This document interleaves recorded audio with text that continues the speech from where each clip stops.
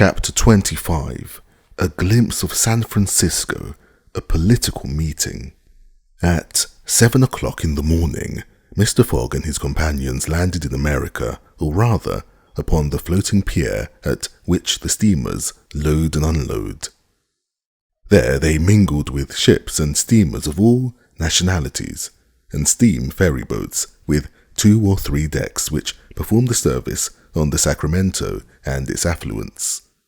Passepartout was so delighted to reach America that he thought it necessary to execute one of his most active leaps.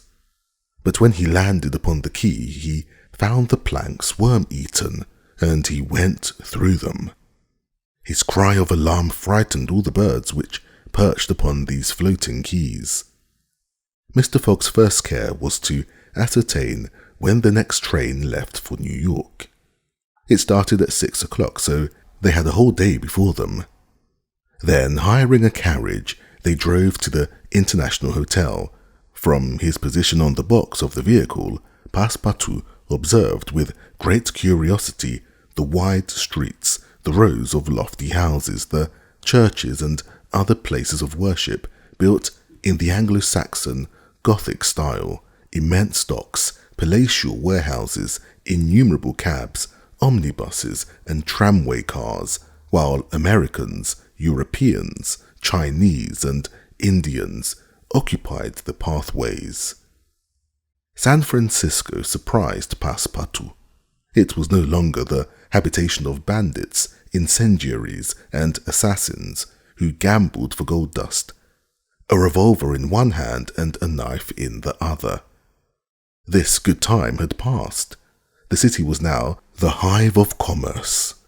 The tower of the city hall overlooked the labyrinth of streets and avenues which crossed each other at right angles, amongst which verdant squares extended, and the Chinese quarter looked like an importation from the Celestial Empire in a toy puzzle. Sombrous red shirts and Indian headdresses had given way to silk hats and black coats, and some of the principal streets were lined with splendid shops offering the products of the whole world for sale. When Passepartout reached the International Hotel, he could scarcely recognize that he was not in England. The ground floor of this immense building was occupied by a bar at which free lunch of cold meat, oyster soup, biscuits and cheese was always to be had. Wine or beer had to be paid for. The restaurant was comfortable. Mr. Fogg and Mrs. Alder sat down to a table and were waited on by the blackest of Negroes. After breakfast, Phileas Fogg, accompanied by Mrs. Alder, went to the English consul to have his passport checked. On the pavement he met his servant, who wanted to know whether he should not purchase some revolvers and rifles. Passepartout had heard of the Sois and Pawnees, who are in the habit of stopping the trains. His master replied that the precaution was needless, but permitted him to do what he pleased in the matter, and pursued his way to the consulate. He had not gone very far when, of course, by the merest chance, he met Fix. The detective appeared very much astonished. Was it possible that he and Mr. Fogg had crossed in the same steamer and never met?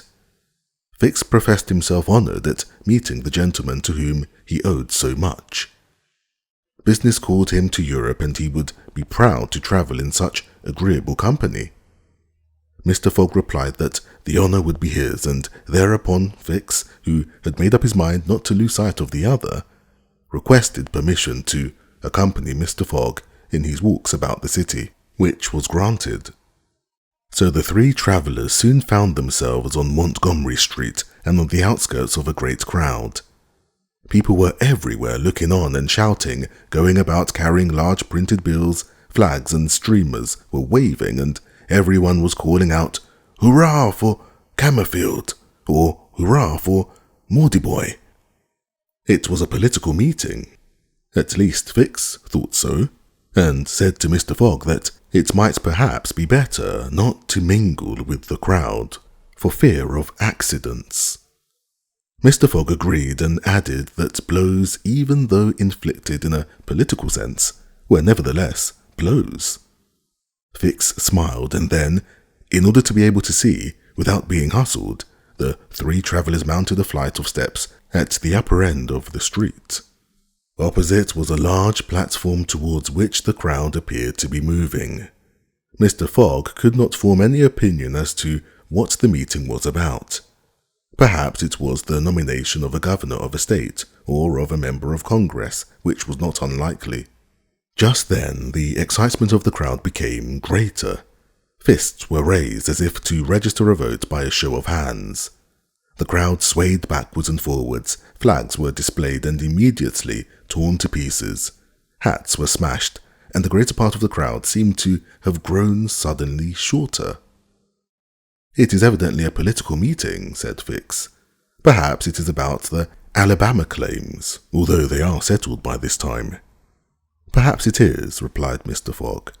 "At any rate," continued Fix, "here are the candidates. The Honourable Mr. Cammerfield and the Honourable Mr. Mordyboy have met." Alder, leaning upon Mr. Fogg's arm, was regarding the tumult with curiosity, and Fix was about to ask the reason for the disturbance when the uproar increased to a terrific extent. The crowd became more excited, blows were exchanged, boots and shoes were sent whirling through the air, and the spectators thought they could hear the crack of revolvers mingling with the cries of men. The combatants approached the steps on which the party had taken refuge. One of the candidates had evidently been repulsed, but whether Cammerfield or Mordyboy had got the best of it, mere spectators could not tell. "I think we had better retire," said Fix. "If there is any discussion about England, and we were recognized, we might receive some injury." "An Englishman," began Mr. Fogg, but he never finished the sentence, for the tremendous uproar arose on the terrace just behind them, and there were loud shouts for Mordyboy, a party of whose adherents were taking their opponents in the flank. Our travellers were now between two fires. It was too late to escape. The torrent of men armed with life-preservers and sticks could not be withstood. Phileas Fogg and Fix did all they could to protect their fair companions with the weapons nature had provided, but unsuccessfully. A great ruffian with a red beard, who appeared to be the chief of the band, was about to strike Mr. Fogg, and would probably have done him serious injury if Fix had not stepped in and received the blow in his stead, thereby getting his hat completely smashed. "You low Yankee!" exclaimed Mr. Fogg contemptuously. "You English beast!" replied the other. "We shall meet again, whenever you please. What is your name?" "Phileas Fogg. And yours?" "Colonel Stamp Proctor." And the tide of humanity swept past, overturning Fix, who, however, speedily regained his feet, and though much dishevelled, was not seriously hurt. His overcoat was torn in two, and his trousers were more like those worn by the Indians, but fortunately Alder had escaped, and only Fix showed any traces of the encounter. "Thank you," said Mr. Fogg to the detective when they were out of the crowd. "Don't mention it," replied Fix. "Let us go on." "Where to?" "To the tailor's." In fact, this course had become necessary, for the clothes of both men were torn as badly as if they had taken an active part in the contest, but in an hour they were newly clad and safely back at the hotel again. There they found Passepartout waiting and armed with a dozen six-barreled central fire revolvers. When he perceived Fix with Mr. Fogg, he frowned, but when Mrs. Alder had told him all that had passed, his brow cleared. Fix evidently was no longer an enemy. He was an ally, and was adhering to his agreement. After dinner, they took a carriage and drove to the railway station. As Mr. Fogg was getting into the cab, he said to Fix, "Have you seen that Colonel Proctor since?" "No," replied Fix. "I will make a point of coming back to America to find him out," replied Fogg coolly. It would never do for an Englishman to allow himself to be treated as he has treated us. The detective smiled, but made no reply. It was evident, however, that Mr. Fogg was of that race of Britons who, though they do not permit duelling at home, fight in foreign countries when their honour is in any way attacked. At 5:45, the travellers reached the railway station and found the train ready. Mr. Fogg called a porter and asked him the reason of the excitement that afternoon. "It was a meeting, sir," replied the porter. "I thought there was some great commotion in the streets." "It was merely an election meeting." "For a commander-in-chief, no doubt?" suggested Mr. Fogg. "Oh dear, no," replied the man. "It was for a justice of the peace." On this reply, Phileas Fogg entered the train, which started almost immediately. Chapter 26, showing how Mr. Fogg and party journeyed in the Pacific Express. From ocean to ocean, as the Americans say, and this sentence is the usual expression to intimate the crossing of the continent by the Pacific Railway. That line is really divided into two, that is to say, the Central Pacific between San Francisco and Ogden, and the Union Pacific between Ogden and Omaha. There are 5 trunk lines from Omaha to New York. New York and San Francisco are thus united by a continuous iron road, more than 3,786 miles in length, between the Pacific and Omaha. The railroad traverses a country still inhabited by Indians and wild beasts, and the vast extent of territory which the Mormons began to colonize in 1845, when they were driven out from Illinois. Formerly, under the most favorable circumstances, the journey from New York to San Francisco occupied 6 months. Now it is accomplished in 7 days. It was in 1862 that, notwithstanding the opposition of Confederate members of Congress, who desired a more southerly route, the railway track was planned between the 41st and the 42nd parallels of latitude. President Lincoln himself fixed the termination of the new line at Omaha, in Nebraska. The work was immediately begun, and continued with characteristic American energy, which is neither red-tapish nor bureaucratic. The rapidity of the work did not affect its completeness. They laid 1.5 miles of line across the prairie every day. An engine carrying the rails to be used next day ran on the line only just laid, and advanced as quickly as they were fixed. The Pacific Railroad has several branches in the states of Iowa, Kansas, Colorado, and Oregon. When it leaves Omaha, the line runs along the left bank of the River Platte, as far as the mouth of the northern branch, follows the south branch, crosses the Laramine Territory and the Wasatch Mountains to Salt Lake City, the Mormon capital, plunges into the Tulia Valley, across the desert, Mounts Cedar and Humboldt, the Humboldt River and the Sierra Nevada, and then descends by Sacramento to the Pacific. The gradient all the way, even over the Rocky Mountains, not exceeding 112 feet to the mile.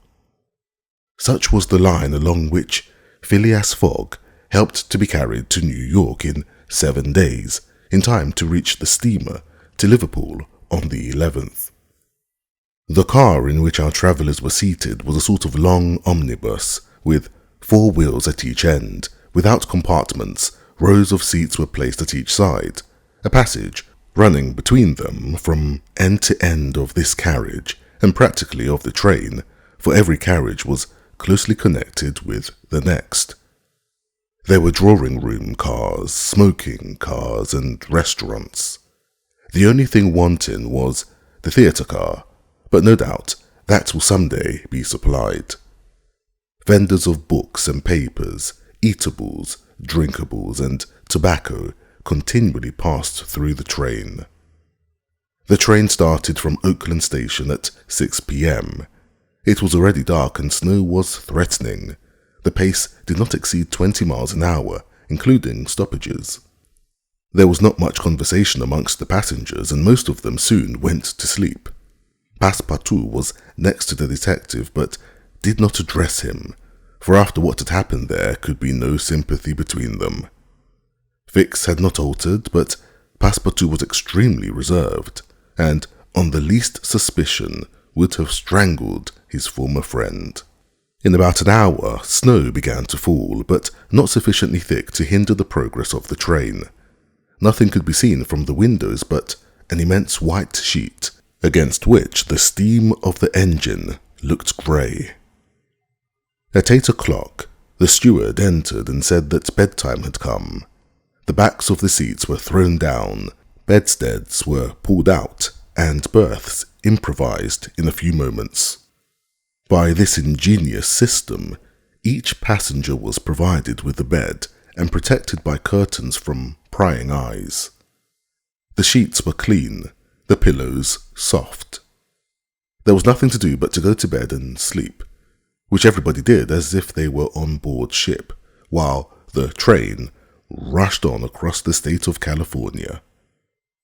The territory between San Francisco and Sacramento is not very hilly, and the railroad runs in a northeasterly direction along the American River, which falls into the Bay of San Pablo. The 120 miles distance between these cities was accomplished in 6 hours, and as it was midnight when they passed through Sacramento, the travelers could see nothing of the city. Leaving Sacramento and passing Junction, Rochin, Auburn, and Colfax, the railroad passes through the Sierra Nevada range, and the train reached Cisco at 7 o'clock. An hour afterwards, the sleeping car was retransformed to an ordinary carriage, and the passengers were enabled to look out upon the magnificent scenery of this mountainous country. The track followed all the caprices of the mountains, at times suspended over a precipice, boldly rounding angles, penetrating narrow gorges which had apparently no outlet. The engine, with fire gleaming from the grate and black smoke issuing from its funnel, the warning bell ringing, the cow snatcher extending like a spur, mingled its whistlings and snortings with the roar of torrents and waterfalls, and twining its black smoke around the stems of the pine trees. There are few tunnels or bridges on this portion of the route, for the line winds round the sides of the mountains and does not penetrate them. About 9 o'clock, the train entered the state of Nevada by Carson Valley, still proceeding in a northeasterly direction. At midday, the train quitted Reno, where it had stopped 20 minutes for luncheon. After lunch, the passengers took their places in the car again and admired the scenery. Sometimes great troops of buffaloes were massed like an immense movable dam on the horizon. These immense troops frequently oppose an impassable barrier to the trains, for they cross the track in close array in thousands and thousands, occupying several hours in their passage. On these occasions, the train is brought to a standstill and obliged to wait till the track is clear. In fact, an accident of this kind happened on this occasion. About 3 o'clock in the afternoon, a troop of 10 or 12,000 beasts blocked the line. The engineer slackened speed and tried to proceed slowly, but he could not pass the mass of buffaloes. The passengers could see the buffaloes defiling quietly across the track and now and then bellowing loudly. They were larger than European bulls, the head and shoulders being covered with a long mane, beneath which rises a hump, and legs and tails are short. No one would ever think of attempting to turn them aside. When once they have taken a certain direction, they cannot be forced to swerve from it. They compose a torrent of living flesh which no dam can withstand. The passengers gazed on this curious spectacle, but the man most interested of all in the speedy progress of the train, Phileas Fogg, remained calmly in his place to wait till the buffaloes had passed by. Passepartout was furious at the delay which the animals caused, and wished to discharge his armory of revolvers at them. "What a country is this?" he exclaimed. Fancy a whole train being stopped by a little herd of cattle, which do not hurry themselves in the least, as if they were not hindering us. I should like to know whether Mr. Fogg anticipated this delay. And here we have an engine driver who is afraid to run his train against a few cows. The engine driver certainly did not attempt to do so, and he was quite right. No doubt he might have killed 2 or 3 of the first buffaloes he came in contact with, but the engine would soon have been thrown off the line, and progress would have been hopeless. The best thing to do then was to wait patiently and trust to make up time when the buffaloes had passed. But the procession of animals lasted for fully 3 hours, and it was night before the track was clear. The head of the column had ere this disappeared below the southern horizon. It was 8 o'clock when the train had traversed the defiles of the Humboldt Range, and 9:30 when it entered Utah, the region of the Great Salt Lake and the curious Mormon territory. Chapter 27, showing how Passepartout went through a course of Mormon history at the rate of 20 miles an hour. During the night of the 5th to the 6th of December, the train kept in a southeasterly direction for about 50 miles and then went up in a northeast course towards Salt Lake. About 9 o'clock in the morning, Passepartout went out upon the platform to get a breath of fresh air. The weather was cold and the sky was dull, but there was no snow falling then. The sun in the mist looked like an enormous disk of gold, and Passepartout was calculating what it would be worth in English money when he was disturbed by the appearance of a very curious personage. This individual, who had got into the train at Elko, was tall and of dark complexion, had a black moustache, wore black stockings and black hat and clothes, except his necktie, which was white, and his gloves, which were dogskin. He looked like a minister. He went the whole length of the train and fastened a small notice bill on the door of every car. Passepartout read one of these posters and learnt that the Honourable Elder William Hitch, Mormon missionary, would take advantage of the occasion to deliver a lecture upon Mormonism in car number 117 at 11 o'clock in the forenoon till 12 noon, and invited all those who wished to learn something about the Latter-day Saints to attend the lecture. "Faith, I'll go," muttered Passepartout, who knew nothing about Mormonism except the plurality of wives. The news spread rapidly amongst the passengers, and about 30 out of the 100 travellers were attracted to car number 117. Passepartout took a front seat. Neither his master nor Fix troubled themselves about the matter. At the hour named, the elder William Hitch got up and, in the somewhat irritable manner, as if he had been already contradicted, cried out, "I'll tell you that Joe Smith is a martyr, and his brother Hiram is another, and the way the government is persecuting Brigham Young will make him a martyr also. Now, who dare say anything to the contrary?" No one ventured to contradict him, and his vehemence certainly contrasted strangely with his calm features. But no doubt his anger was kindled by the indignities to which the Mormons had been actually exposed. The United States government had certainly had a great deal of trouble to bring these fanatics to reason. It was now master of Utah, after having imprisoned Brigham Young on the charges of rebellion and polygamy. Since that time, the followers of the prophet had redoubled their efforts, and, if not by deeds, by words resisted the authority of the United States government.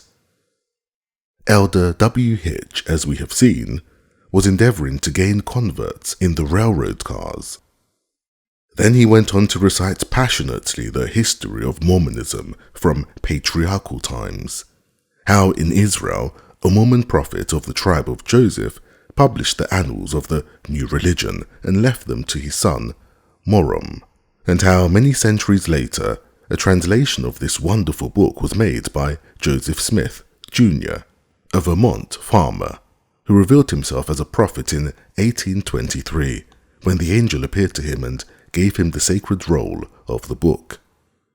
About this time, several of the audience left the car, but the lecturer continued to relate how Smith, Jr., his father and brothers, and a few disciples founded the religion of the Latter-day Saints, which can count its converts not only in America, but in Scandinavia, England, and Germany. Also, how a colony was established in Ohio, where a temple was erected at a cost of $200,000, and a town built in Kirkland. How Smith became an opulent banker and received a papyrus scroll written by Abraham and several celebrated Egyptians. The narrative being very tiresome, the greater part of the audience decamped, but the lecturer nevertheless continued his tale respecting Joe Smith, his bankruptcy, his tarring and feathering, his reappearance at Independence, Missouri, as the head of a flourishing community of about 3,000 disciples, his pursuit and settlement in the far west. By this time, Passepartout and 10 others were all that remained of the audience, who were informed that, after much persecution, Smith reappeared in Illinois and founded the beautiful city of Nauvoo, on the Mississippi, of which he became chief magistrate, how he became a candidate for the presidency of the United States, how he was drawn into an ambuscade at Carthage, imprisoned and assassinated by a band of masked murderers. Passepartout was now absolutely the only listener, and the lecturer, looking him steadily in the face, recalled to his memory the actions of the pious Brigham Young, and showed him how the colony of Mormon had flourished. And this is why the jealousy of Congress is roused against us. Shall we yield to force? Never. Driven from state to state, we shall yet find an independent soil on which to rest and erect our tents. And you, he continued to Passepartout, and you, my brother, will you not pitch your tent beneath the shadow of our flag? No, replied Passepartout firmly, as he walked away, leaving the Mormon elder by himself. While the lecturer had been holding forth, the train had been progressing rapidly, and had reached the northwest extremity of Salt Lake. From that point, the passengers could see this immense inland sea, the Dead Sea, as it is sometimes called, and into which the American Jordan flows. It is even now a splendid sheet of water, but time and the falling in of the banks have in some degree reduced its ancient size. Salt Lake is 70 miles long and 35 wide, and it is more than 3 miles above the level of the sea. Though quite different from Lake Asphaltites, it contains salt in large quantities. The specific gravity of the water is 1,170. The same distilled is 1,000. No fish can live in it, and though brought down by the Jordan, Weber and other rivers soon perish. But it is not true that its density is so great that no men can swim in it. The surrounding country is well cultivated, for the Mormons are great farmers, and various flowers would have been observed later. Just then, the ground was sprinkled with snow. The train got to Ogden at 2 o'clock and did not start again until 6, so Mr. Fogg and party had come to visit the city of the Saints by the branch line to Ogden. They passed a couple of hours in that very American town, built like all cities in the Union with the melancholy sadness of right angles, as Victor Hugo said. In America, where everything is supposed to be done on the square, though the people do not reach that level, cities, houses, and follies are all done squarely. At 3 o'clock, our travellers were walking about the city. They remarked very few churches, but the public buildings were the House of the Prophets, the Court, the Arsenal, houses of blue brick, with porches and verandas surrounded by gardens in which were palm trees and acacias. A stone wall ran around the city. In the principal streets was the marketplace and several hotels. Amongst them, Salt Lake House rose up. There was no crowd in the streets except near the temple. There was a superabundance of females, which was accounted for by the peculiar tenets of Mormons, but it is a mistake to suppose that all the Mormons are polygamists. They can do as they please, but it may be stated that the females are chiefly anxious to wed, as unmarried women are not admitted to the full privileges of membership. These poor creatures do not appear to be well off or happy. Some perhaps are rich and clothed in European style, but the majority were dressed à la Indienne. Passepartout beheld these women with some degree of awe, but above all he pitied the husbands of the wives. It seemed to him to be an awful thing to guide so many wives through all the mazes of life and to conduct them to the Mormon paradise with the prospect of meeting the glorious Joe Smith, who, no doubt, was their shining light. He felt quite disgusted, and he fancied perhaps he was mistaken that some of the young ladies gazed at him alarmingly and in a manner to compromise his liberty. Fortunately, his sojourn in the city of the saints was not of long duration. At 4 o'clock the travellers took their places in the return train. The whistle sounded, but just as the train began to move, a cry was heard. "Stop! Stop!" But the train did not stop. The gentleman who uttered these cries was a Mormon too late for the train. He ran till he was out of breath. Fortunately, the railroad was quite open, and there were no barriers nor gates to pass. He rushed along the line, jumped upon the footboard of the last carriage, and then threw himself panting into the nearest seat. Passepartout, who had been watching him intently, learnt that he had run away after some domestic quarrel, and when the Mormon had recovered his breath, Passepartout plucked up courage to inquire how many wives the fugitive had left, as, judging from his anxiety to get away, he must have had 20 at least. "One, sir," replied the Mormon, raising his arms to heaven. "One, sir, and by thunder, that one was quite enough." Chapter 28, in which Passepartout cannot make anyone listen to the language of reason. The train, leaving Salt Lake and Ogden Station, went on northwards as far as Weber River, about 900 miles from San Francisco. From this point it turned to the west across the Wasatch Range. It was in this part of the state that the American engineers had found the greatest difficulty. In this portion of the line also the government subsidy had been raised to $48,000 a mile, instead of the $16,000 a mile on the plains. But the engineers, so it is said, had stolen a march on nature, turned all the difficulties instead of cutting through them, and pierced only one tunnel of 14,000 feet in length. At Salt Lake the line reached its greatest altitude. From that point it took a long curve towards Bitter Creek Valley, and then rose again to the watershed between the valley and the Pacific creeks were numerous hereabout, and Muddy Creek, Green Creek, and others were successively crossed on culverts. As they approached the end of their journey, Passepartout became more and more impatient, while Fix was very anxious to get on, for he feared delays and accidents, and was more anxious to reach England than even Phileas Fogg.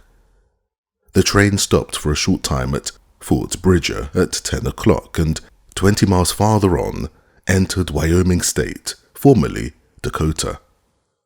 The next day, the 7th of December, they stopped at Green River. Sleet had fallen during the night, but not sufficient to interfere with the traffic. However, This bad weather annoyed Passepartout very much, for any great fall of snow would have compromised the success of the journey. Anyway, it is absurd of my master having undertaken such a journey in winter. He might just as well have waited for fine weather and had a better chance.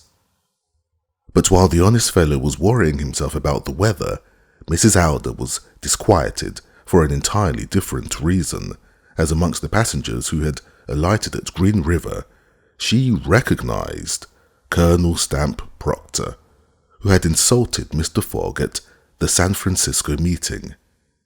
She drew back as she did not wish to be recognized, but the circumstance affected her deeply.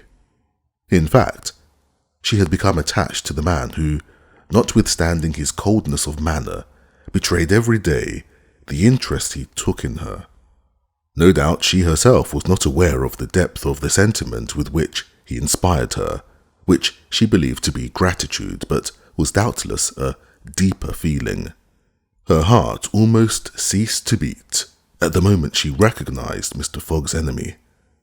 Evidently it was mere chance which had led Colonel Proctor to this particular train, but he and Mr. Fogg must be kept apart at all hazards. She took an opportunity when Mr. Fogg was asleep to tell them who she had seen. "That man Proctor on the train?" cried Fix. "Well, you may be quite easy, madame. Before he sees Mr. Fogg, he has to settle with me. It seems to me that, in this matter, I have been the most insulted of any. And I have a little business with him also, though he is a colonel," added Passepartout. "Mr. Fix," replied Mrs. Alder, "Mr. Fogg would permit nobody to interfere with his quarrel. He has declared that he will come back to America to find out that man who insulted him. If then he sees Colonel Proctor, we cannot prevent a meeting which might have most deplorable results. They must not see each other." "You are right, madame," replied Fix. "A meeting would spoil everything.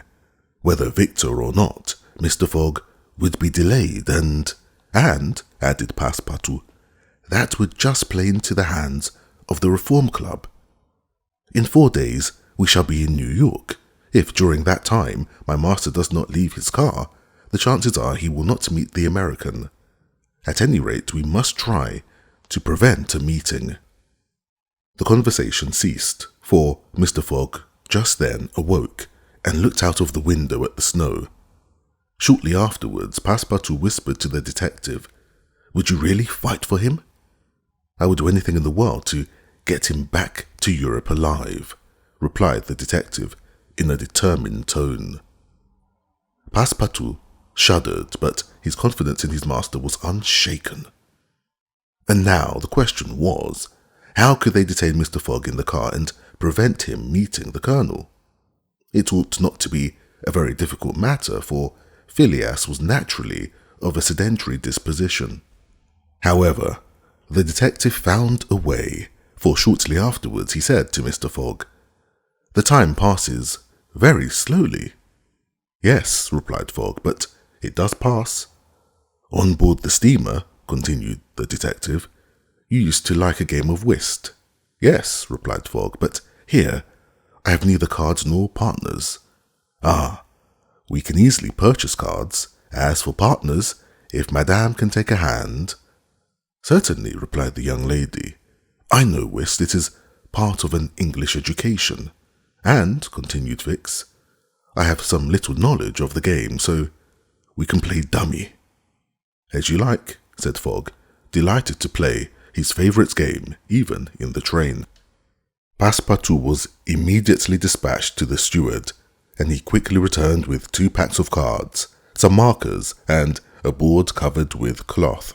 The game commenced. Mrs. Alder played fairly well and was complimented by Phileas.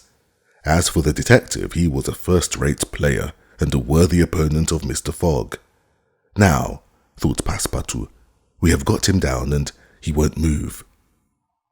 At 11 o'clock in the morning, the train reached the watershed at Bridger Pass at an elevation of 7,524 feet above the level of the sea. After traversing about 200 miles more, the travellers found themselves in one of those extensive plains which proved so convenient to the laying of the railway. At 12:30, the travellers got a glimpse of Fort Halleck, and in a few hours afterwards they had crossed the Rocky Mountains. They were now in hopes that no accident would imperil the journey. The snow had ceased and the air was frosty. Some large birds, startled by the locomotive, rose up, but no wild beasts appeared. The whole plain was a desert. After a comfortable breakfast in his own car, Mr. Fogg and his companions resumed their whist. Just then, a loud whistling was heard, and the train came to a stop. Passepartout put his head out and could see no cause for the stoppage. Mrs. Alder and Fix were afraid that Mr. Fogg would get up and see what was the matter, but he merely told his servants to ascertain the reason of the delay. Passepartout jumped down. He found a number of passengers already on the ground, and amongst them Colonel Proctor. The train had been stopped by signal. The engine driver and guard were talking excitedly with the signalman, whom the station master at Medicine Bow had sent down. The passengers joined in the discussion, and prominent amongst them was Colonel Proctor. Passepartout, as he joined the group, heard the signalman say, "You cannot pass. The bridge is unsafe, and will not bear the weight of the train." The viaduct in question was a suspension bridge over a rapid, about a mile farther on. The signalman said that many of the supports were broken and that it was impossible to cross. He did not exaggerate the danger, and it may be taken for granted that when an American is prudent, there is good reason not for being rash. Passepartout did not dare to tell his master, but remained, listening with clenched teeth, motionless as a statue. "That is all very fine," said Colonel Proctor, "but I guess we ain't going to stop here to take root in the snow." "We have telegraphed to Omaha for a train, Colonel," said the guard, "but it can't reach Medicine Bow in less than 6 hours. 6 hours! Exclaimed Passepartout. "Yes," replied the guard, "but it will take us that time to reach Medicine Bow on foot." "Why, it is only a mile from here," said one of the passengers. "Only a mile, but on the other side of the river." "And we can't cross in a boat?" asked the colonel. "Quite impossible. The creek has swollen with the rains. We shall have to go round 10 miles to a ford." The colonel vented a choice collection of oaths, condemning the company, the guard, and creation generally, and Passepartout, who was very angry, felt inclined to join him. Here was a material obstacle which all his master's money would not be able to remove.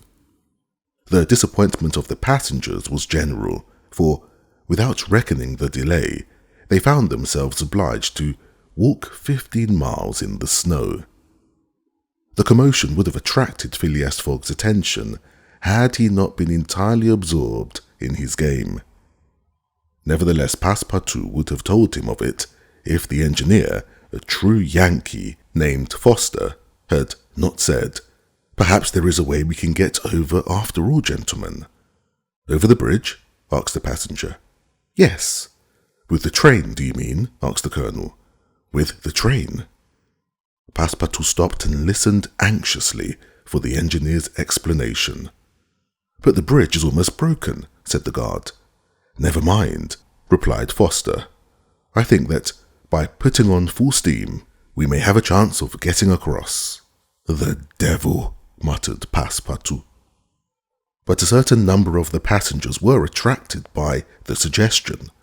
Colonel Proctor was particularly pleased and thought the plan quite feasible. He related various anecdotes concerning engineers whom he had known, who crossed over rivers without any bridges at all, by merely putting on full steam. The head of it was that many of the passengers agreed with the engineer. "The chances are 50 to 100 about our getting over," said one. 60, said another. 80, 90, said a third. Passepartout was dumbfounded, and although he was very anxious to cross the river, he thought the proposed plan a little too American. Besides, he thought, there is an easier way, which does not seem to have occurred to either of them. So he said aloud to one of the passengers, "The engineer's plan seems to me somewhat dangerous, but 80 chances," replied the person addressed, turning away. "I know that," replied Passepartout, as he spoke to another. "But an idea—" "Ideas are no use," replied the American. "The engineer tells us we can cross." "No doubt," replied Passepartout, "but perhaps it would be more prudent—" "What prudent?" exclaimed Colonel Proctor, who was ready to quarrel with anyone suggesting prudence. "Do you not understand that we are going across at full speed? Do you hear, at full speed?" I know, said Passepartout, whom no one would allow to finish his sentence. "But it would be, if not more prudent, since that word displeases you, at any rate more natural." Who is this? What is this? Who is talking about natural?" cried the passengers on all sides. Poor Passepartout did not know which way to turn. "Are you afraid?" asked Colonel Proctor. "I afraid?" cried Passepartout. "You think so, do you? I will show these people when a Frenchman can be as American as themselves." "All aboard!" cried the guard. "Yes, all get in," muttered Passepartout. "But you cannot prevent my thinking that it would be much more natural for us to cross the bridge on foot and let the train follow." But no one heard this wise reflection, and if so, probably no one would have acknowledged its justice. The passengers took their places, as did Passepartout, without saying what had happened. The whist players were still deep in their game. The engine driver whistled and then backed his train for nearly a mile. Then, whistling again, he started forward. The speed increased to a fearful extent, and rushing along at a pace of nearly 100 miles an hour, seemed hardly to touch the rails at all. They passed over like a flash of lightning. No one saw anything of the bridge. The train leaped, as it were, from bank to bank, and could not be stopped till it had passed the station for some miles. Scarcely had the train crossed the bridge when the whole structure fell with a tremendous crash into the rapids beneath. Chapter 29, in which certain incidents are told which are never met with exception on railroads in the United States. That evening, the train proceeded without interruption, passed Fort Saunders, crossed Cheyenne Pass, and arrived at Evans's Pass. Here the railroad reached its greatest elevation, 8,091 feet above the sea. The track was now downhill all the way to the Atlantic, across naturally level plains. From here the Grand Trunk Line led to Denver, the capital of Colorado State, rich in gold and silver mines, and boasting more than 50,000 inhabitants. 3 days and 3 nights had now been passed in accomplishing 1,382 miles. 4 days and 4 nights more would suffice to reach New York, and Phileas Fogg had not lost time. During the night they had passed Camp Wowback and entered Nebraska at 11, passing Julesburg on the south branch of the Platte River. It was here that General Dodge inaugurated the Union Pacific Road on the 23rd of October, 1867. Here 2 powerful locomotives with 9 carriages full of guests stopped. 3 cheers were given, the Sioux and Pawnee Indians had a sham fight, fireworks were let off, and the first number of a paper called The Railway Pioneer was printed in a press carried in the train. Fort McPherson was passed at 8 in the morning. They had still 350 miles to go to Omaha. At 9 o'clock the train stopped at North Platte, a town built between the 2 arms of the river. The 101st meridian was now past. Mr. Fogg and his partner had resumed their whist. None of them, not even the dummy, complained of the length of the journey. Fix, had won several guineas which he now seemed about to lose, but he was not a less passionate player than Fogg. Fortune distinctly favoured that gentleman and showered trumps and honours upon him. On one occasion he was on the point of playing a spade when a voice behind him said, "I should play a diamond." The players all looked up and beheld Colonel Proctor.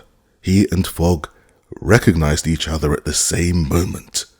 "Oh, you are that Britisher, are you?" exclaimed the Colonel. "So you are going to play a spade?"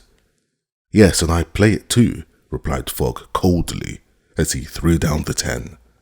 "Well, I choose to have diamonds," said Proctor insolently. He made the movement as if to seize the card just played, adding, "You know nothing about whist." "Perhaps I do, as well as other people," said Fogg, rising. "You have only got to try, you son of a John Bull," said the stout man. Mrs. Alder now turned very pale. She seized Fogg by the arm and pulled him back. Passepartout was quite ready to throw himself upon the American, who continued to regard his adversary with an insolent stare. But Fix rose and said, "You forget that this is my business, sir. I was not only insulted, but struck." "Mr. Fix, excuse me," said Fogg. "This is entirely my business. By pretending that I did not know how to play, the Colonel has insulted me and shall give me satisfaction." "When and where you please," said the American. "Name your weapons." Alder tried to keep Mr. Fogg back. The detective also tried to make the quarrel his own. Passepartout wanted to throw the Colonel out of the window, but a sign from his master checked him. Mr. Fogg left the car, and the American followed him to the platform. "Sir," said Fogg, "I am in a great hurry to return to Europe. Any delay will be very prejudicial to my interest." "What is all that to me?" said the Colonel. "Sir," continued Fogg very politely, "after our dispute at San Francisco, I had promised myself to return to America and find you out, when I had finished my business in England." "Really? Will you meet me in 6 months hence? Why don't you say 6 years?" "I said 6 months," said Fogg, "and I shall not fail to be at the rendezvous." "This is all humbug," cried Proctor. "It must be now or never." "Very well," said Mr. Fogg. "Are you going to New York?" "No." "To Chicago?" "No." "To Omaha?" "It can't matter to you. Do you know Plum Creek?" "No," replied Mr. Fogg. "It is the next station. We shall stop there 10 minutes. We shall have lots of time to exchange shots." "All right," replied Mr. Fogg. "I will stop at Plum Creek." "I guess you will stay there altogether," replied the American, with unparalleled insolence. "Who knows?" replied Mr. Fogg, entering the car as coolly as ever, and commenced to reassure Mrs. Alder by telling her that braggarts need never be feared. He then asked Fix to be his second in the approaching duel, which Fix could not well refuse to be, and then Phileas Fogg sat down quietly and resumed his whist, without betraying the least emotion. At 11 o'clock the whistle of the engine announced their approach to Plum Creek. Mr. Fogg got up, and followed by Fix and Passepartout, carrying a brace of revolvers, went out upon the platform. Mrs. Alder remained in the car, as pale as death. At that moment the door of the next car opened, and Colonel Proctor appeared, followed by his second, a Yankee of the same stamp as himself. They were about to descend when the guard ran up and said, "You cannot get out, gentlemen." "Why not?" demanded the Colonel. "We are 20 minutes late and cannot stop." "But I am going to fight a duel with this gentleman." "I am very sorry," said the guard, "but we must be off at once. There is the bell ringing." As he was speaking, the train started. "I am really extremely grieved, gentlemen," said the guard, "and under any other circumstances, I should have been able to oblige you. But though you cannot stop to fight, there is nothing to prevent your doing so as you go along." "Perhaps that would not suit that gentleman," said the Colonel in a jeering tone. "It will suit me quite well," replied Phileas Fogg. "Well, we are actually in America, I see," thought Passepartout, "and the guard is a gentleman of the highest standing." The two adversaries, their seconds, and the guard passed down to the rear of the train. The last car had only about a dozen passengers in it, and the conductor asked them if they would mind moving, as the two gentlemen had a little affair of honour to settle. The passengers were very glad to oblige the gentlemen, and they retired accordingly. The car, about 50 feet long, was very suitable for the purpose. The combatants could advance towards one another and between the seats, and fire at their leisure. Never had there been a duel more easy to arrange. Mr. Fogg and Colonel Proctor, each carrying a 6-barreled revolver, entered the car. Their seconds, having locked them in, withdrew to the platform. The duelists were to begin to fire at the first whistle of the engine. Then, after a lapse of 2 minutes, what remained of the two gentlemen would be taken from the car. Nothing could be easier. It was even so simple that Fix and Passepartout could hear their hearts beating as they listened. Everyone was on the qui-vive for the first whistle, when suddenly savage cries resounded, accompanied by shots, which certainly did not come from the duelists. On the contrary, the reports rose all along the train. Cries of terror were heard inside the cars. Colonel Proctor and Mr. Fogg, revolvers in hand, were hastily released and rushed forward into the thick of the struggle, when they perceived that the train had been attacked by a band of Sioux. This was not the first time that this hardy tribe had attacked the train. According to custom, they leaped on the footboards as the train proceeded, as easy as a circus rider would mount a horse at full gallop. The Sioux were armed with guns, to which the passengers replied with revolvers. The Indians had first mounted the engine and stunned the engine driver and firemen with blows on the head. A chief wished to stop the train, but not knowing how to do so, had opened instead of closing the regulator, and the train was now proceeding at tremendous speed. Others of the tribe had entered the cars as actively as apes, and were now engaged in a hand-to-hand fight with the passengers. They pillaged the baggage wagon and were all the time fighting incessantly. The travellers defended themselves courageously. They barricaded some of the cars, which were besieged like forts, carried along at the rate of 40 or 50 miles an hour. Mrs. Alder had been most courageous. Revolver in hand, she defended herself heroically, firing through the broken windows whenever she caught sight of a savage. As many as 20 Sioux had fallen and lay crushed by the wheels, and many passengers, grievously wounded, lay stretched upon the seats. But it was necessary to put an end to the fight, which had lasted for 10 minutes and would result in a victory for the Indians if the train were not stopped.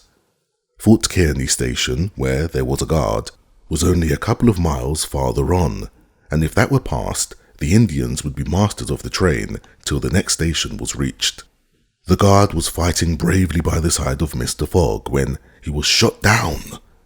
As he fell, he cried, "If the train is not stopped in less than 5 minutes, we are all lost."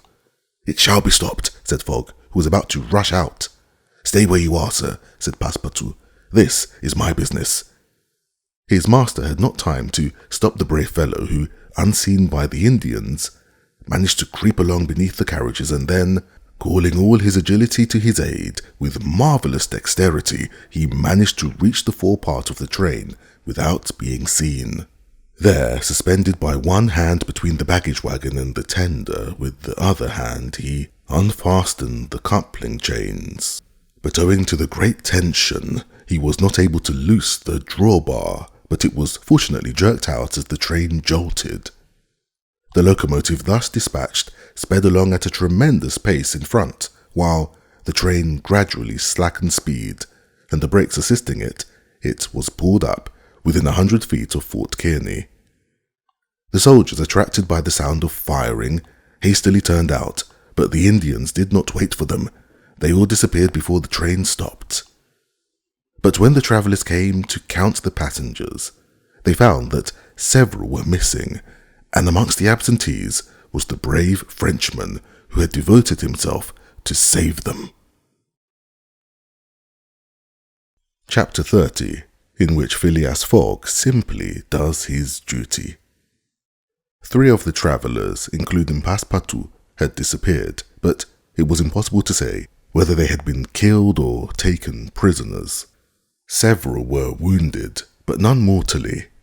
Colonel Proctor was one of the most severely hurt. He had fought bravely and was carried with the other wounded into the station, where he was attended to as well as the circumstances admitted of. Mrs. Alder was safe, and Phileas Fogg, who had been in the midst of the fight, had not received a scratch. Fix had a flesh wound in the arm, but Passepartout was missing, and Alder could not help weeping. Meanwhile, the travellers all got out of the train, the wheels of which were covered with blood and jagged pieces of flesh. Red tracks were visible on the whitened plain. The Indians were disappearing in the south along the Republican River. Mr. Fogg was standing motionless, with folded arms, and Alder looked at him without speaking. But he understood her. He had to make up his mind. If his servant were a prisoner, ought he not to rescue him from the Indians? "I will find him, living or dead," he simply said to Alder. "Oh, Mr. Fogg," exclaimed the young lady, seizing his hands, upon which her tears fell fast. "Living," added Mr. Fogg, "if we lose no time." By this resolution, Phileas Fogg sacrificed everything. He pronounced his own ruin. A delay of even 1 day would lose the steamer at New York, and his wager. But he thought it was his duty and did not hesitate. The commandant of Fort Kearny was present. His company were under arms to repel any further attack. "Sir," said Mr. Fogg to him, 3 passengers are missing." "Dead?" asked the captain. "Dead or prisoners," replied Fogg. "I must find out which. Is it your intention to pursue the Sioux?"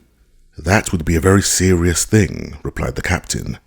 "The Indians may retreat beyond Arkansas, and I cannot leave the fort undefended."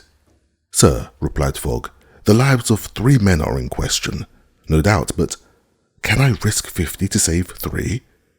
"I don't know if you can, sir, but I know you ought." "Sir," replied the captain, "no one here is fit to teach me any duty." "Very well," said Fogg coldly. "I will go alone." "You, sir?" exclaimed Fix, who now approached. "Do you mean to go alone in pursuit of the Indians? Do you wish me to leave that unfortunate man to perish, to whom everyone here owes his life?" "I shall certainly go." "No, sir, you shall not go alone," said the captain, who was moved in spite of himself. "You are a brave fellow. Now then, 30 volunteers," he added, turning to the troops. The whole company advanced at once. The captain had only to pick his men. 30 were chosen, and a steady old non-commissioned officer put in command. "Thanks, Captain," said Mr. Fogg. "You will let me go with you?" said Fix. "You can do as you please, sir, but if you wish to do me a service, you will remain with Mrs. Alder, should anything happen to me." The detective turned very pale. Should he separate from the man he had followed so persistently? Should he leave him to wander thus in the prairie? Fix gazed attentively at Mr. Fogg, and notwithstanding his suspicions and the struggle going on within him, his eyes fell before that frank look. "I will remain," he said. In a few moments, Mr. Fogg, having shaken hands with the young lady and confided his precious bag to her care, departed with the soldiers. But before marching away, he said to his escort, "My friends, I will divide £1,000 amongst you if we save the prisoners." It was then a little past midday.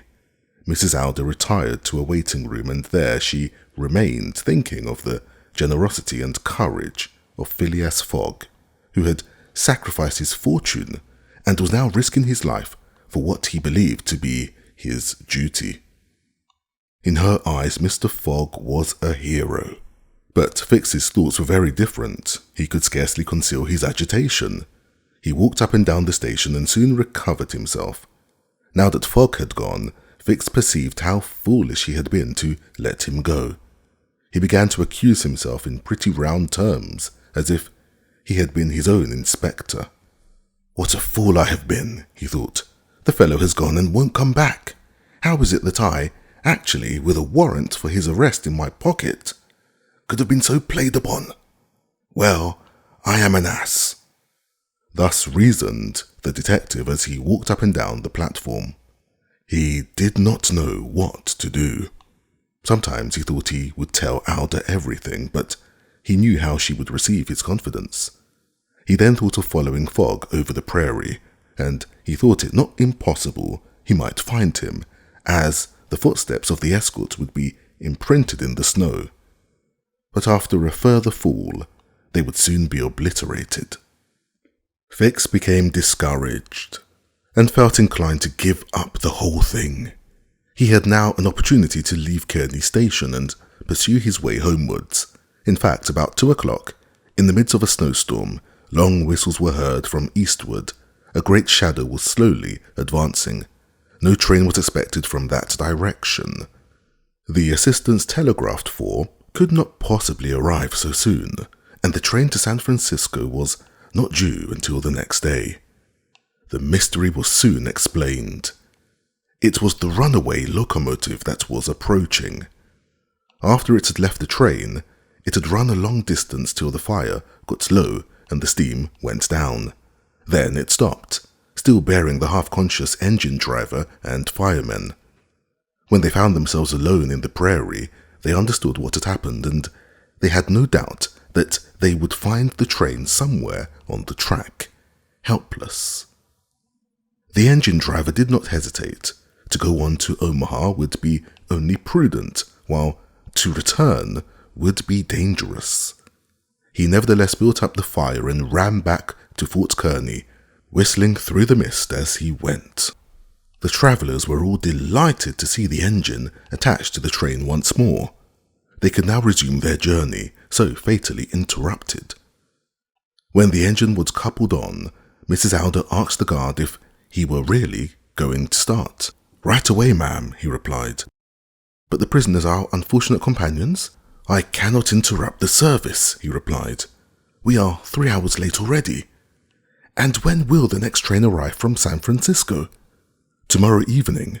"Then we'll be too late. It must wait." "That is impossible. If you wish to go on, please get in." "I will not go," replied the lady.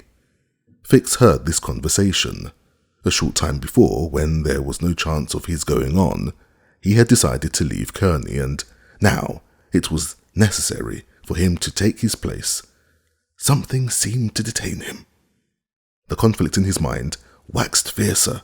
He wished to fight it out.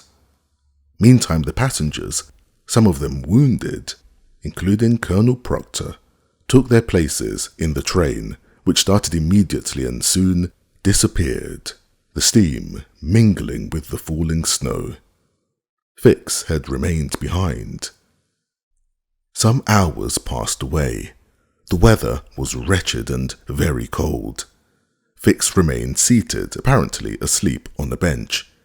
Alder, notwithstanding the tempest, continually came out of the room set apart for her, and, walking to the extremity of the platform, attempted to penetrate the thick falling snow as she listened intently for some sound of the return of the escort. But she saw and heard nothing, and would return, chilled to the bone, only to sally forth once more, in vain. Night fell. The troops had not returned. The commandant began to feel anxious, though he did not betray his anxiety. The snow fell less thickly now, but the cold was intense. Absolute silence reigned all around. All night Mrs. Alder kept wandering about, filled with the most dismal forebodings. Her imagination suggested 1,000 dangers, and her anxiety was terrible. Fix remained immovable, but he did not sleep either. A man approached him once and spoke to him, but a shake of the head was the only reply he received. Thus passed the night. At sunrise, it was possible to distinguish objects at the distance of 2 miles, but towards the south, in which direction the party had gone, there was no sign. It was then 7 o'clock. The captain, who was now seriously alarmed, did not know what to do. Should he send a second detachment after the first and sacrifice more men on the slender chance of saving those who had already gone? But he did not hesitate long and was on the point of ordering a reconnaissance to be made when the sound of firing was heard. The soldiers rushed out of the fort and perceived the little troop returning in good order. Mr. Fogg was marching at their head. Close to him were Passepartout and the other 2 passengers, rescued from the hands of the Sioux. They had encountered the Indians 10 miles from Kearney. Just before they arrived, Passepartout and his companions had turned upon their captors, 3 of whom the Frenchman had knocked down with his fists when his master and the escort came to his assistance. The party was welcomed most joyously. Phileas Fogg distributed the promised reward to the soldiers, while Passepartout muttered, and not without reason, "I must confess that I cost my master pretty dearly." Fix looked at Mr. Fogg without speaking, and it would have been difficult to analyse his thoughts at that moment. Mrs. Alder, whose feelings were too deep for expression, took Mr. Fogg's hands in hers and pressed them without speaking. Ever since his return, Passepartout had been looking for the train. He hoped to find it there, ready to start for Omaha, and trusted that the lost time might be regained. "But where is the train?" he exclaimed. "Gone," replied Fix. "When is the next train due here?" asked Mr. Fogg. "Not till this evening." "Ah," replied the impassible gentleman, simply. Chapter 31, in which the detective forwards Mr. Fogg's interest considerably. Phileas Fogg was 20 hours behind time, and Passepartout, the involuntary cause of the delay, was desperate. He had decidedly ruined his master. The detective approached Mr. Fogg and, looking at him attentively, said, "Seriously, sir, are you really in such a hurry?" "Very seriously, I am," replied Fogg. "It is absolutely necessary, then, for you to be in New York on the 11th before the departure of the English mail steamer? I have a very great interest in doing so. If then your voyage had not been interrupted, you would have reached New York on the morning of the 11th? Yes, with 12 hours to spare. Well, you are now 20 hours late. 12 from 20 leaves 8. You must regain those 8 hours. Do you wish to try? On foot? No, on a sledge, replied Fix. On a sledge with sails. A man has proposed it to me. It was, in fact, the man who had spoken to Fix during the night and whose offer he had refused. Mr. Fogg did not immediately reply, but Fix pointed out the man, and Fogg went up and spoke to him. Shortly after, they entered a hut built just beyond the fort. Here Mr. Fogg was shown a very curious vehicle, a sort of sledge, with room for 5 or 6 people. A high mast was firmly supported by wire rigging and carried a large sail. It was also furnished with a rudder. In fact, it was a sledge rigged like a cutter. During the winter, on the frozen plains, the trains cannot run, and these sledges make rapid passages from station to station, and when running before the wind, they equal, if they do not exceed, the speed of the train. The arrangement was soon made. The strong west wind was in their favour. The snow was hard, and Mr. Mudge, the owner, was confident of being able to reach Omaha in a few hours. Thence were plenty of trains to Chicago and New York. It was just possible to rediscover the lost time, and they did not hesitate to make the attempt. Mr. Fogg did not wish to expose Alder to the cold, and suggested that she should remain at the station with Passepartout, who would escort her to England under more favourable circumstances. But she refused to leave Mr. Fogg, greatly to the delight of Passepartout, who would not leave his master alone with Fix. The detective's thoughts would be difficult to guess. Was his conviction shaken by Fogg's return, or did he still regard him as a scoundrel who hoped to be safe in England on his return? Perhaps Fix's opinion concerning Fogg had altered, but he would do his duty nevertheless, and he would do his duty to hasten his return to England as much as possible. At 8 o'clock the sledge was ready. The passengers took their places, the sails were hoisted, and the vehicle sped over the snow at 40 miles an hour. The distance between Fort Kearny and Omaha, as the crow flies, is 200 miles at most. If the wind held, they could reach Omaha by 1 o'clock if no accident happened. What a journey it was! The travellers huddled close together, unable to speak in consequence of the intense cold. The sledge glided over the snow like a boat on a lake, and when the wind rose, it was almost lifted off the ground. Mudge steered in a straight line and counteracted the occasional lurches of the vessel.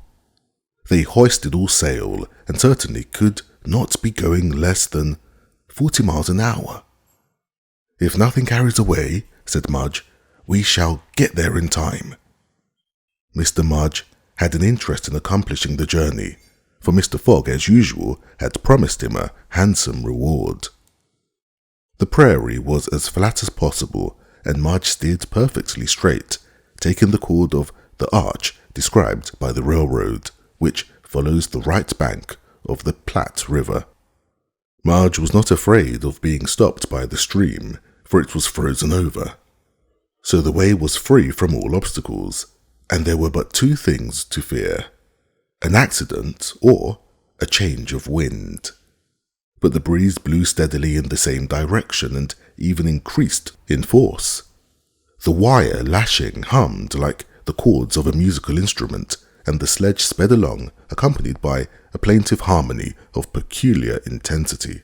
"Those wires give us the fifth and the octave," said Mr. Fogg. These were the only words he spoke throughout the passage. Mrs. Alder was well wrapped up in furs. Passepartout's face was as red as the setting sun, and, with his usual confidence, began to hope again. Instead of reaching New York in the morning, they would get there in the evening, perhaps before the departure of the steamer for Liverpool. Passepartout had a great desire to clasp Fix by the hand, for he did not forget that it was the detective who had procured the sledge, the only means of reaching Omaha in good time, but some presentiment induced him to remain quiet. However, Passepartout would never forget Mr. Fogg's devotion in rescuing him from the Indians. The sledge still flew along. The plain and the streams were covered with the mantle of snow. A great uninhabited island appeared to be enclosed between the Union and Pacific Railroad and the branch line which unites Kearny with St. Joseph. Not a house was in sight. They occasionally passed some gaunt tree, and sometimes flocks of wild birds rose about them, or a band of starving wolves pursued the sledge. On these occasions, Passepartout, revolver in hand, was ready to fire on those which came too near. Had an accident happened, the wolves would have made short work of the travellers, but the sledge held on its course, and soon left the howling brutes behind. At midday, Mudge thought they were crossing the Platte River.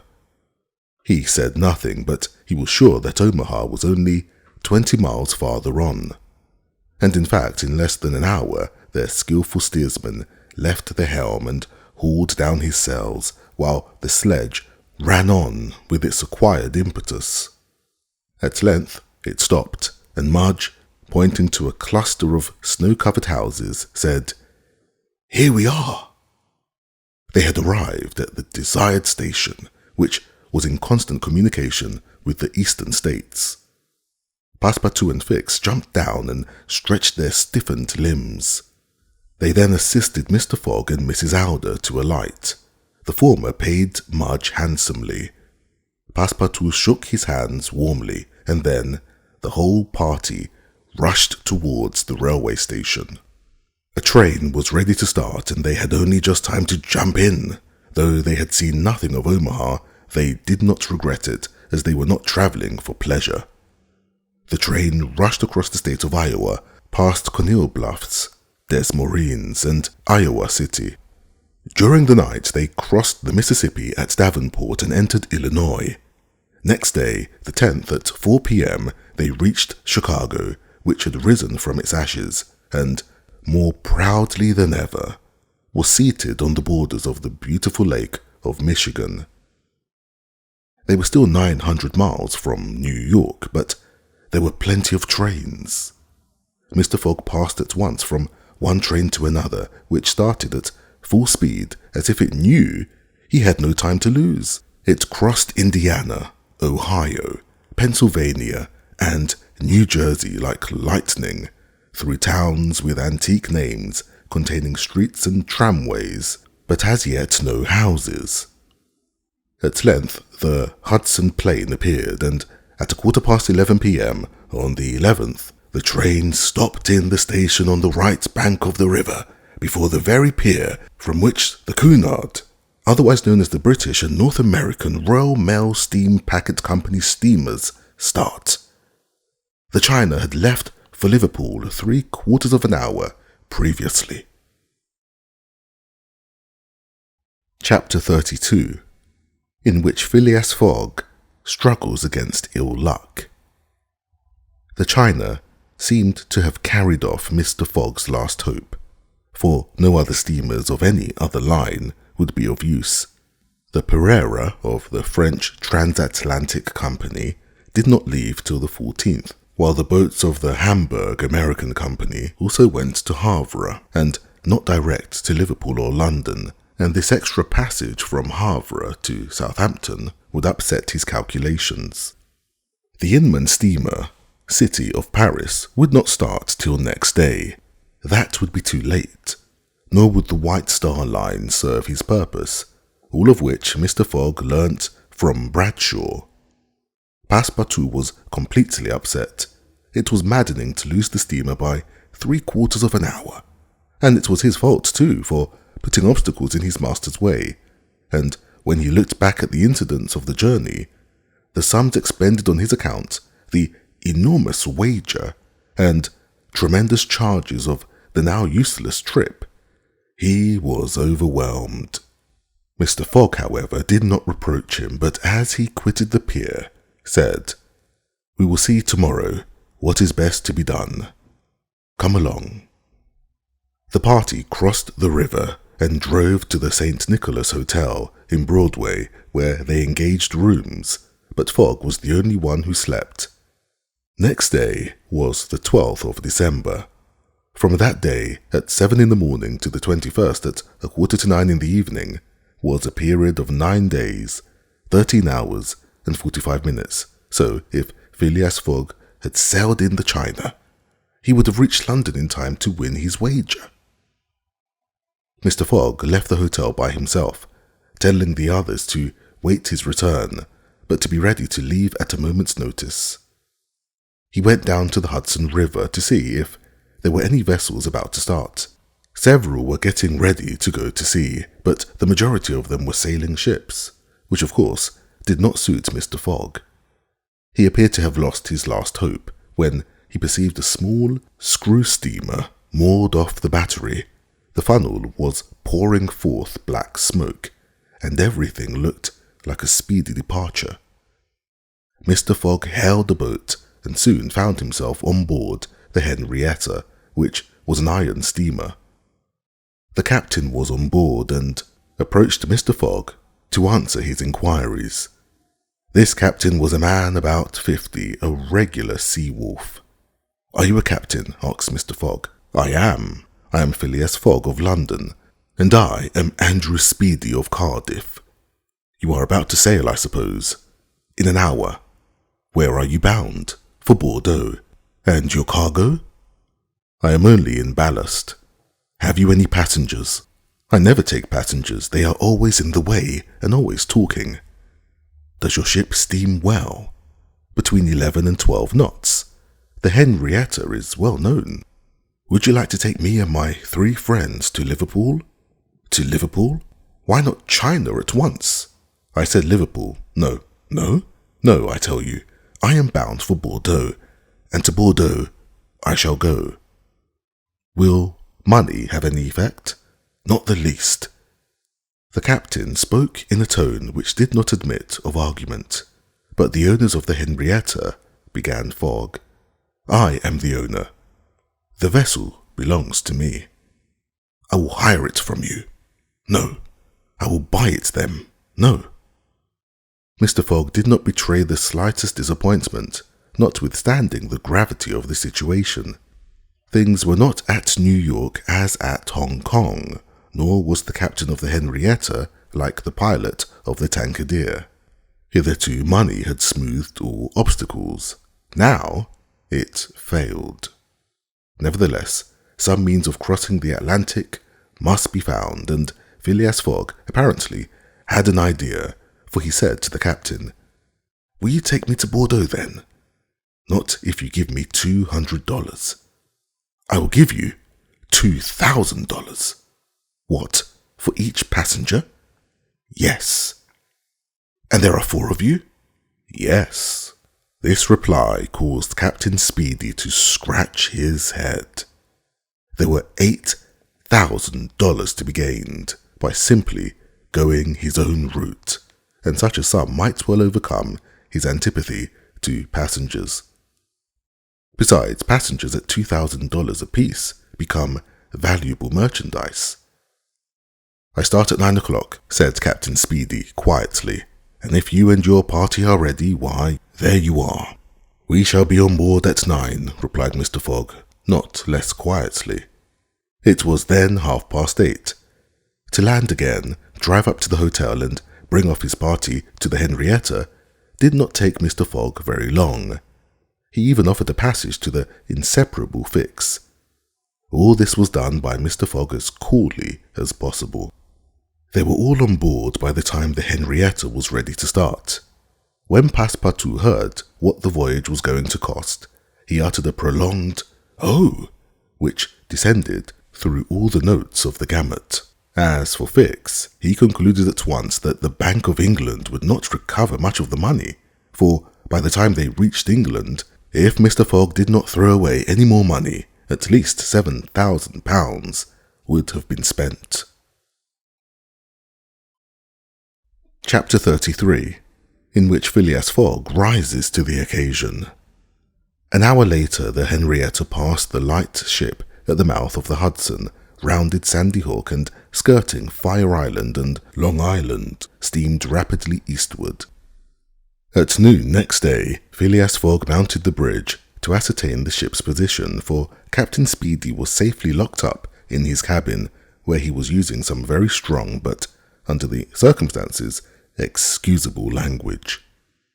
The fact was that Mr. Fogg wished to go to Liverpool, and the captain did not, and had made such good use of the time he had been on board and of his money that he had won the whole crew, who were not on the best of terms with the captain, over to his side.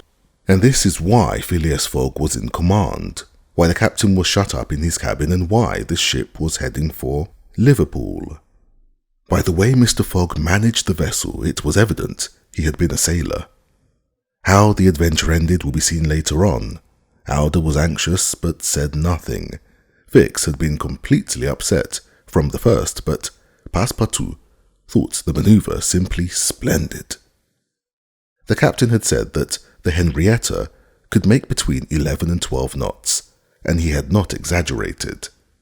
If, then, for there were still ifs, if the sea did not get too rough, nor the wind shift to the east, nor any accident happen to the machinery, it was possible for the Henrietta to cross the Atlantic in 9 days.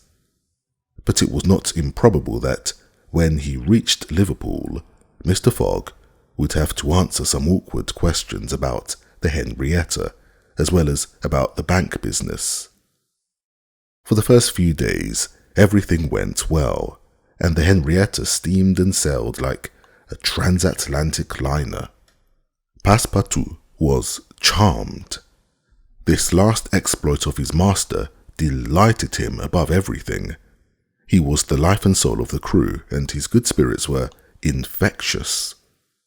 He had forgotten the past vexation and only looked forward to the future. He kept his eye warily upon Fix, but scarcely spoke, for the old intimacy no longer existed between them. It must be confessed that Fix did not understand what was going on. The seizure of the Henrietta, the bribery of the crew, and Fogg's seaman-like qualities perfectly astounded him. He did not know what to think, for a gentleman who has begun by stealing £55,000 might end by stealing a vessel, and Fix not unnaturally came to the conclusion that the Henrietta would not reach Liverpool at all, but proceed to some port where Mr. Fogg, turned pirate, would be in safety. The detective was sorry he had gone into the business. All this time, Captain Speedy continued to grumble and swear in his cabin, and Passepartout, who took him his meals, was obliged to be very circumspect. Mr. Fogg did not seem to care whether there was a captain on board or not. On the 13th they passed the banks of Newfoundland. This was a dangerous part of the coast, particularly in winter when fogs and gales are frequent. On this occasion the barometer had been falling all the preceding day, and during the night the cold became more intense and the wind chopped to the southeast. This was unfortunate. Mr. Fogg furled his sails and put on full steam. Nevertheless, the speed fell off as the vessel pitched heavily. The wind rose and the position of the Henrietta became precarious. Passepartout's face darkened as the sky, and for 2 days he was in mortal terror. But Mr. Fogg was a bold sailor and kept the ship head to the sea without even reducing the steam. The Henrietta rushed through the waves and deluged her decks. Sometimes the screw was clear out of the water, but still they kept on. Although the wind did not increase to a tempest, it held to the southeast, so the sails were rendered useless, and a great aid to the screw was thus lost. The 16th of December was the 75th day since Fogg's departure from London, and half the voyage across the Atlantic had been accomplished, and the worst was over. In the summer, success would have been assured, but in winter, the weather had them at its mercy. Passepartout said nothing, but consoled himself with the reflection that the steam would not fail them, and he hoped on. One day, the engineer came on deck and spoke anxiously to Mr. Fogg. This consultation made Passepartout very uneasy. He would have given his ears to have heard what they were saying. He managed to catch a few words and heard his master say, "Are you sure?" "Quite certain," replied the engineer.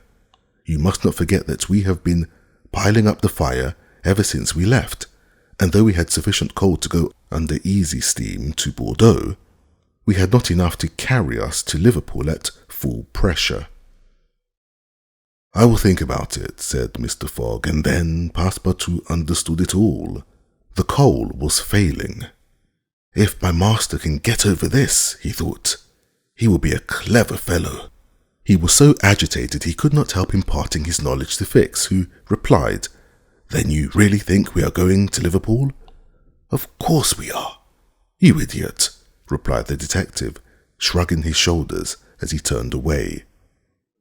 Passepartout would have revenged himself for this insult if he had not reflected that the unlucky Fix was very probably disappointed and humiliated at having followed a false scent all the way round the world. But what would Phileas Fogg do now? No one could say, but he himself appeared as cool as ever, and to have decided, for he told the engineer the same evening to keep the full steam on till the coal was exhausted. So the Henrietta proceeded at full steam until, on the 18th, the coals began to give out, as the engineer had foretold. "Keep up the steam as much as possible," said Mr. Fogg. About midday, Phileas Fogg, having taken the ship's reckoning, told Passepartout to release Captain Speedy. The Frenchman would rather have unloosed a tiger, and said, as he went aft, "What an awful rage he will be in." A few minutes later, a bomb appeared on deck. This bomb was Captain Speedy and looked ready to burst. "Where are we?" was his first remark, as soon as his anger would allow him to speak. "Where are we?" he repeated, looking round.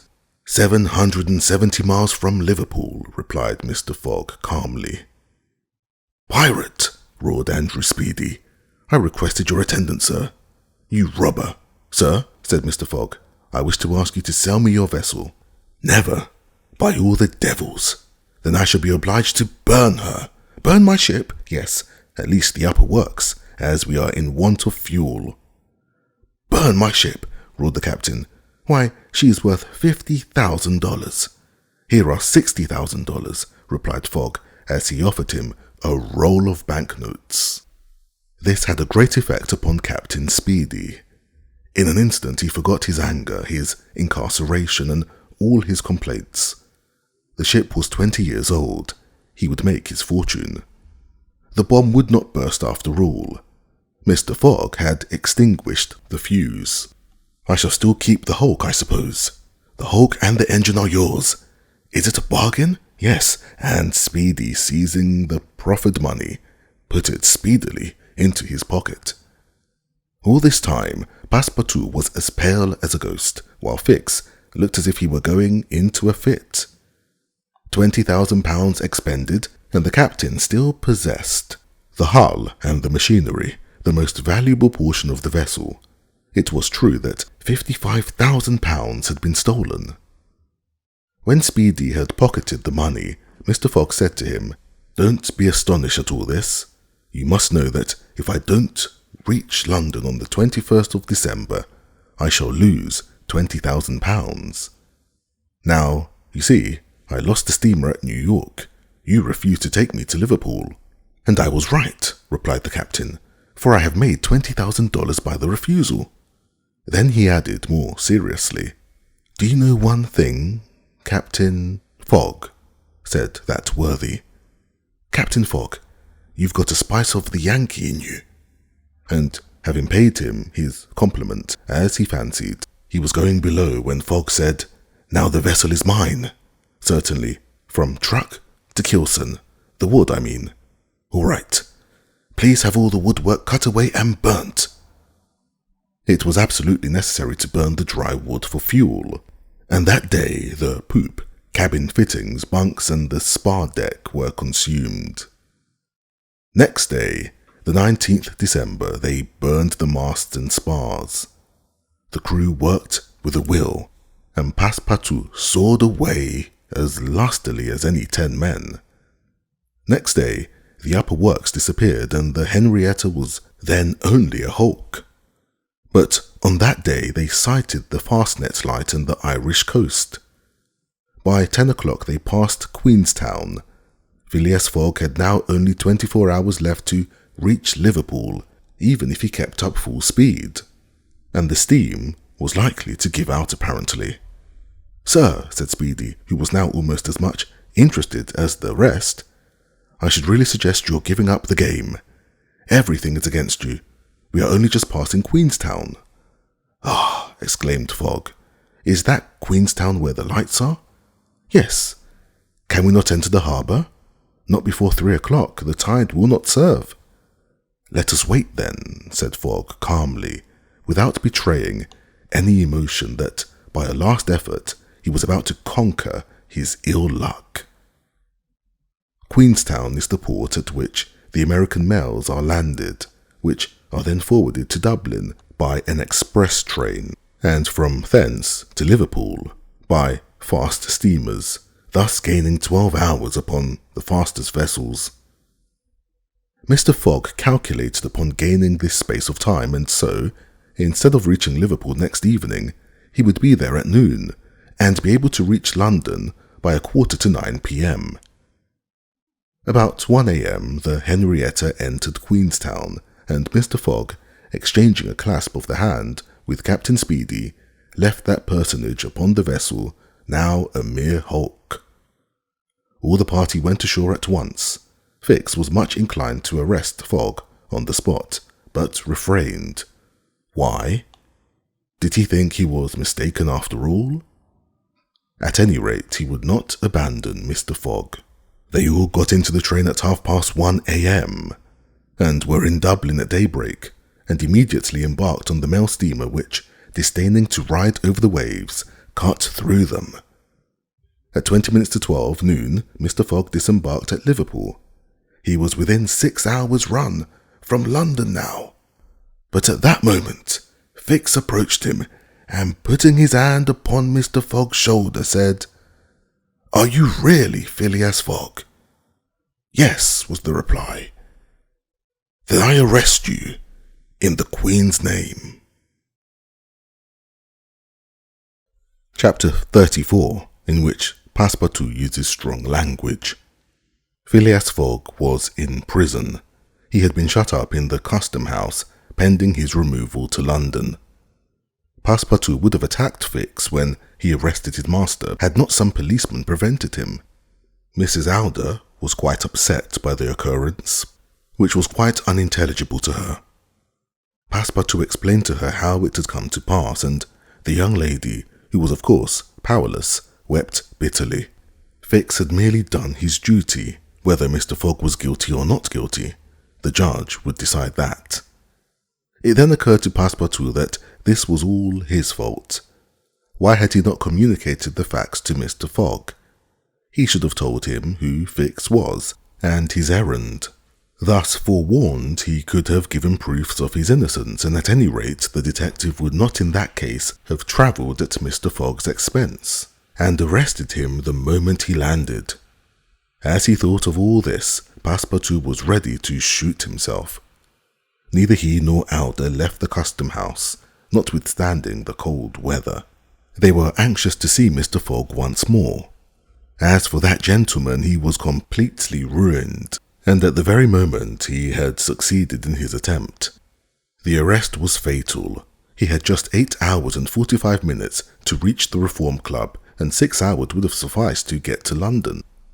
Could anyone have seen Mr. Fogg, they would have found him seated calmly on a form in the custom house, as cool as ever.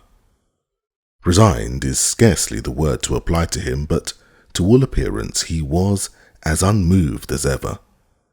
If he was raging within, he did not betray any symptoms of anger. Was it possible that he still hoped to succeed? At any rate, he had carefully placed his watch on the table before him and was watching it intently. Not a word escaped him, but his eyes wore a curious fixed expression. Honest or not, he was caught and ruined. Was he thinking of escape? Did he think of looking for an outlet? It was not unlikely, for every now and then he got up and walked round the room. But the door and window were both firmly closed and barred. He sat down and, drawing his journal from his pocket, read 21st December, Saturday, Liverpool. To this he added 18th day, 11:40 a.m. Then he waited. The clock of the custom house struck 1. Mr. Fogg perceived that his watch was 2 minutes fast. 2 o'clock came. Admitting that he could at that moment get into an express train, he might yet arrive in London and reach the Reform Club in time. At 2:33 he heard a noise outside of opening doors. He could distinguish Passepartout and Fix's voices.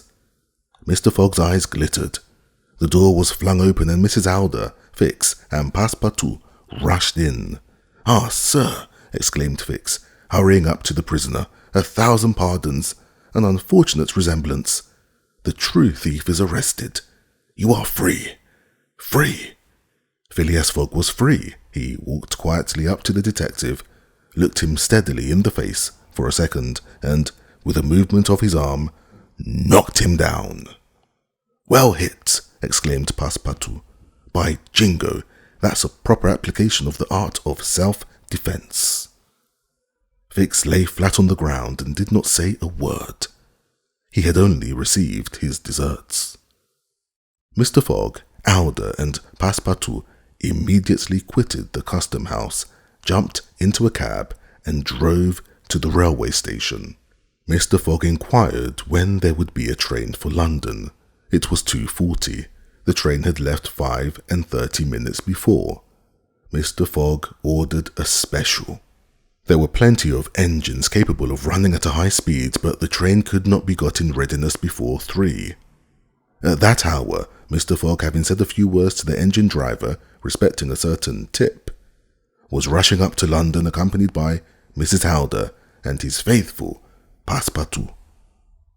The distance was accomplished in 5 hours and a half, and a very easy thing when the line is clear, but there were some unavoidable delays, and when the special arrived in London, the clock pointed to 10 minutes to 9. Thus, Phileas Fogg, having accomplished his journey round the world, had returned 5 minutes too late. He had lost his wager. Chapter 35. Passepartout obeys orders quickly. The inhabitants of Savile Row would have been astonished next day if they had been told that Mr. Fogg had returned, for the doors and windows of his house were still shut, and there was no change visible exteriorly. When he left the railway station, Mr. Fogg had told Passepartout to purchase some provisions, and then he quietly went home. Mr. Fogg preserved his usual impassibility under the trying circumstances. He was ruined, and all through the fault of the blundering detective. After having achieved his long journey, overcome 1,000 obstacles, braved 1,000 dangers, and even found time to do some good on the way, to fail at the very moment that success was certain was indeed terrible. A very small portion remained to him of the large sum he had taken away with him. His whole fortune was compromised in the £20,000 deposited at Baring's, and that sum he owed to his colleagues at the club. After having paid all expenses, even had he won, he would have been none the richer. And it is not likely he wished to be richer, for he was one of those men who bet for reputation. But this wager would ruin his altogether. However, he had fully made up his mind what to do. A room had been set aside for Alda, who felt Mr. Fogg's ruin very deeply. From certain words she had heard, she understood he was meditating some serious measures. Knowing that Englishmen of an eccentric turn of mind sometimes commit suicide, Passepartout kept watch on his master, unobserved, but the first thing the lad did was to extinguish the gas in his room, which had been burning for 80 days. In the letterbox he had found the gas company's bill, and thought it was quite time to put a stop to such an expense. The night passed. Mr. Fogg went to bed, but it is doubtful whether he slept. Alda was quite unable to rest, and Passepartout kept watch like a dog at his master's door. Next day, Mr. Fogg told him shortly to attend to Mrs. Alda's breakfast while he would have a cup of tea and a chop. He excused himself from joining Alda at meals on the plea of putting his affairs in order, and it was not till evening that he asked for an interview with the young lady. Passepartout, having received his orders, had only to obey them, but he found it impossible to leave his master's room. His heart was full, his conscience was troubled with remorse, for he could not help blaming himself for the disaster. If he had only warned his master about Fix, Mr. Fogg would not have brought the detective to Liverpool, and then Passepartout could hold out no longer. "Oh, Mr. Fogg," he exclaimed, "do you not curse me? It is all my fault." "I blame no one," replied Phileas Fogg in his usual calm tone. "Go." Passepartout quitted the room and sought Mrs. Alda, to whom he delivered his message. "Madame," he added, "I am powerless. I have no influence over my master's mind. Perhaps you may have." "What influence can I have?" she replied. "Mr. Fogg will submit to no one. Has he really ever understood how grateful I am to him? Has he ever read my heart? He must not be left alone an instant. You say he is going to see me this evening?" "Yes, madame. no doubt to make arrangements for your sojourn in England." "Let us wait then," replied the young lady, becoming suddenly thoughtful.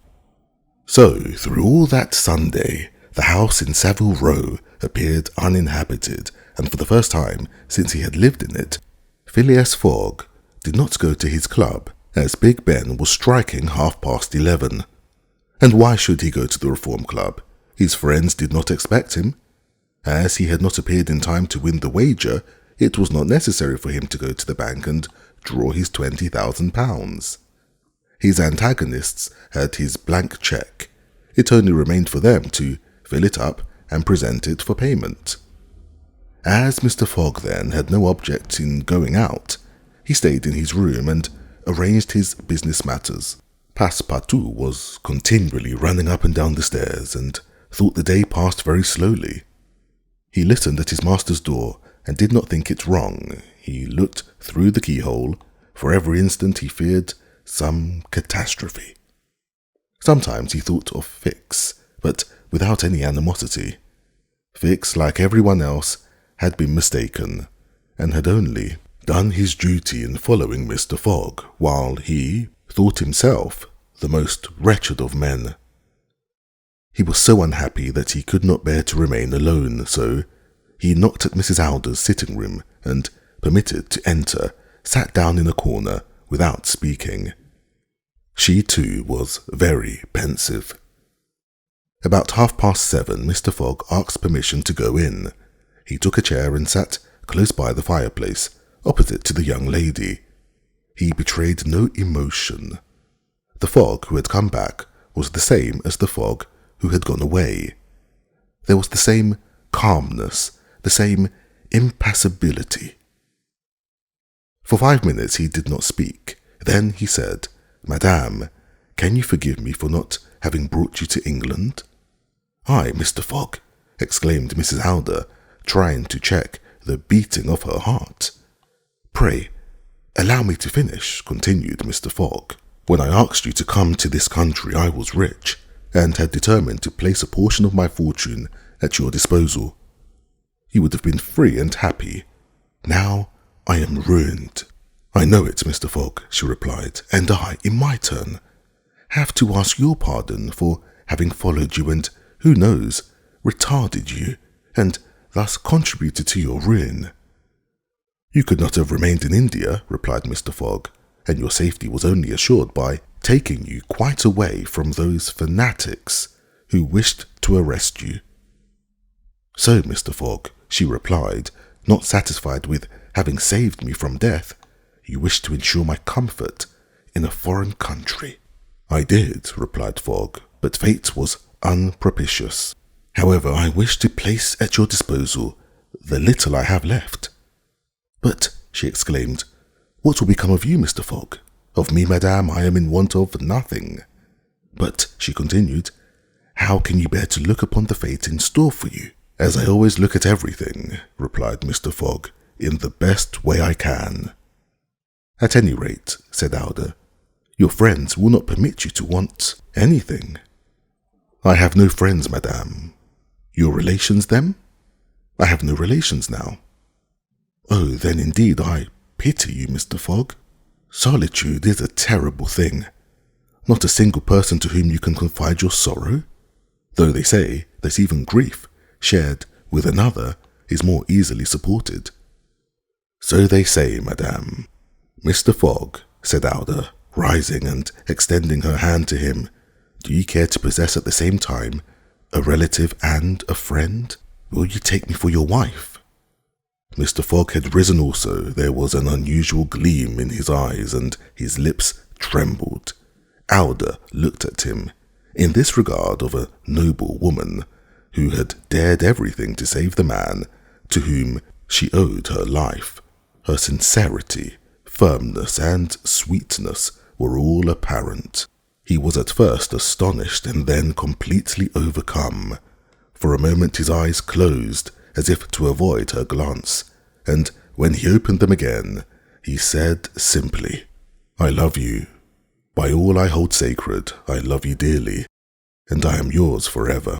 "Ah!" exclaimed Mrs. Alder as she pressed her hand upon her bosom.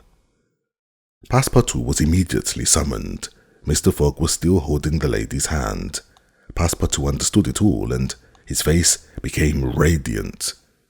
Mr. Fogg asked him if it were too late to notify Reverend Samuel Wilson of Marylebone Church about the wedding.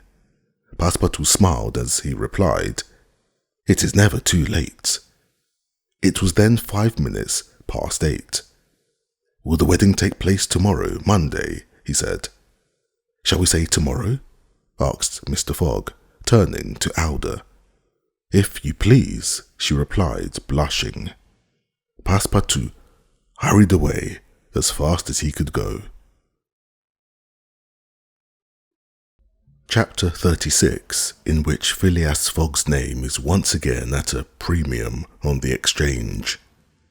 It is now time to say something of the change which English opinion underwent when the true bank robber, one James Strand, was arrested in Edinburgh on the 17th of December. 3 days before, Fogg was a criminal, followed by the police. Now he was a gentleman who had only been taking an eccentric journey round the world. There was a great discussion in the papers, and those who had laid wagers for or against Mr. Fogg rose once more as if by magic. The Fogg bonds were once more negotiated, and Phileas Fogg's name was at a premium. The members of the Reform Club passed those 3 days in great discomfort. Would Phileas Fogg, whom they had forgotten, return? Where was he on that 17th of December, which was the 76th day after his departure? And they had no news of him.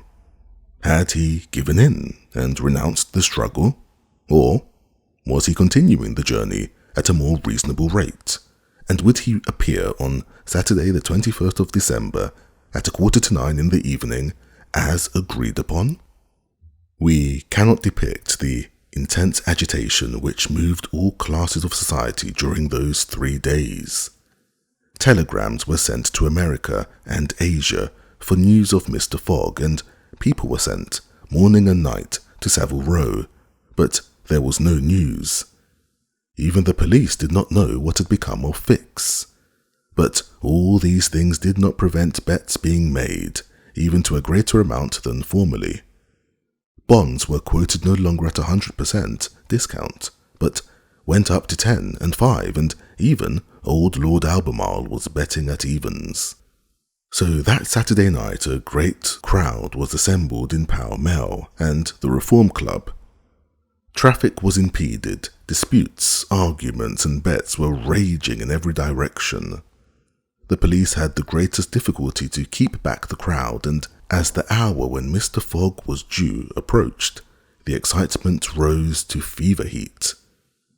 That evening, that gentleman's 5 friends had assembled in the drawing-room of the club. There were the 2 bankers, John Sullivan and Samuel Fallentin, Andrew Stewart, the engineer, Gautier Ralph, the director of the Bank of England, and Thomas Flanagan, the brewer, all awaiting Mr. Fogg's return with the greatest anxiety. At 20 minutes past 8, Stewart rose and said, "Gentlemen, in 25 minutes, the time agreed upon will have expired." "At what time was the last train due from Liverpool?" asked Flanagan. "At 7:23, replied Ralph, "and the next does not arrive till past midnight." "Well then, gentlemen," replied Stewart, "if Mr. Fogg had arrived by the 7:23, he would have been here before now, so we may look upon the bet as won." "Do not be in too great a hurry," replied Fallentin. "You know that our friend is very eccentric, and his punctuality is proverbial. I, for one, shall be astonished if he does not turn up at the last minute." "For my part," said Stewart, who was very nervous, "if I should see him, I could not believe it was he." "In fact," replied Flanagan, "Mr. Fogg's project was insane. No matter how punctual he may be, he cannot prevent some delay, and a day or two would throw all his arrangements out of gear." "And you will remark besides," said Sullivan, "that we have not received any news from him all the time he has been away, although there are telegraphs all along his route. "He has lost, gentlemen," said Stuart, 100 times over. "The only ship he could have come by and been in time was the China, and she arrived yesterday. Here is a list of the passengers, and Phileas Fogg's name is not included. On the most favourable computation, our friend can scarcely have reached America. I do not expect him for the next 20 days, and my Lord Albemarle will lose his £5,000. "Then we have nothing to do," replied Ralph, "but to present his cheque at Bearings tomorrow." The hands of the clock were then pointing to 20 minutes to 9.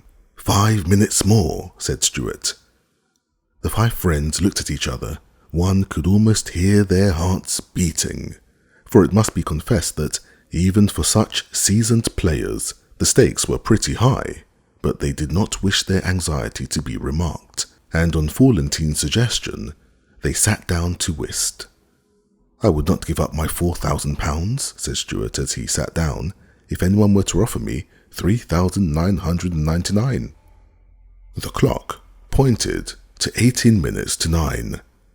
The players took up their cards, but kept looking at the clock.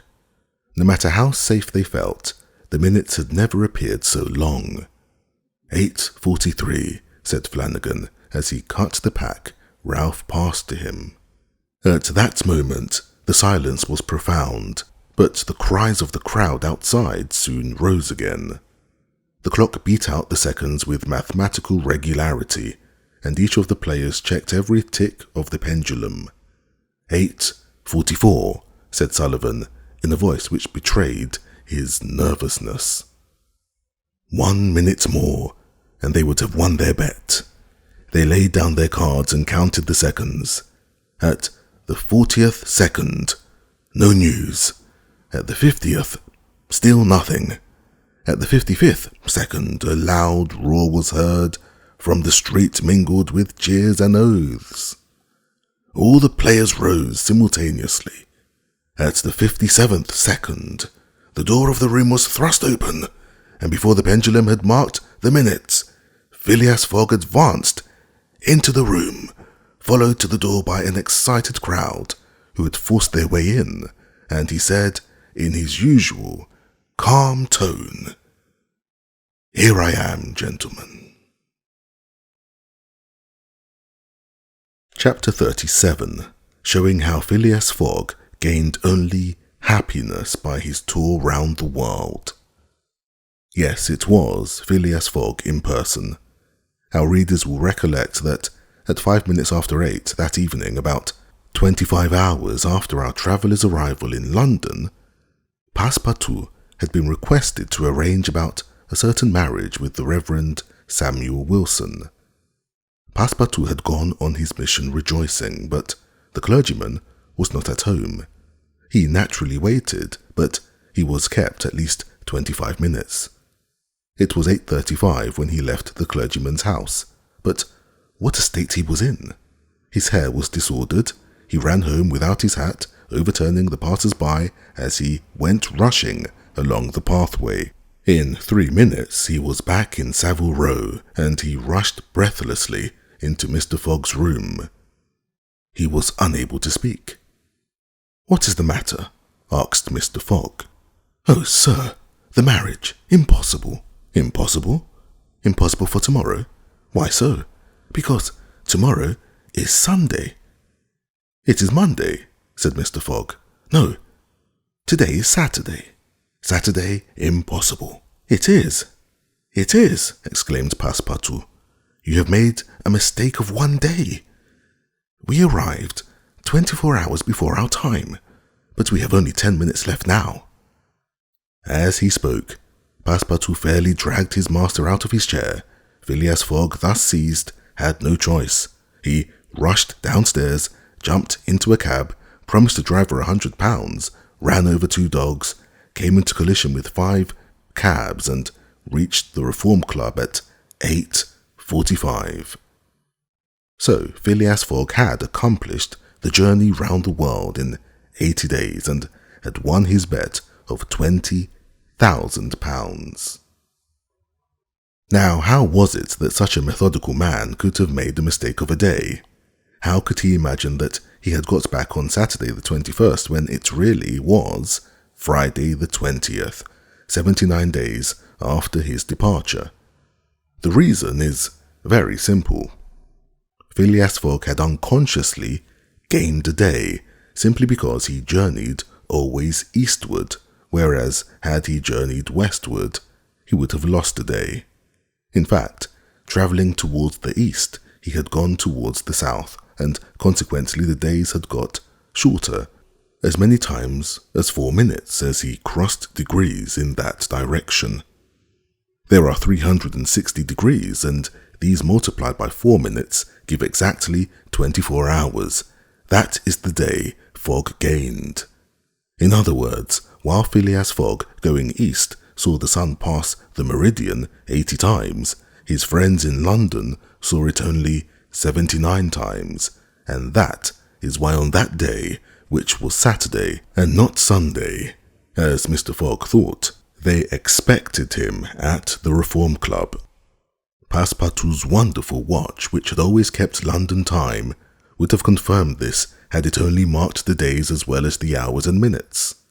So Phileas Fogg had won his £20,000, but as he had expended nearly £19,000, his gain was small. However, he had not bet for money. He actually divided the £1,000 that remained between honest Passepartout and the unfortunate Fix, against whom he bore no malice.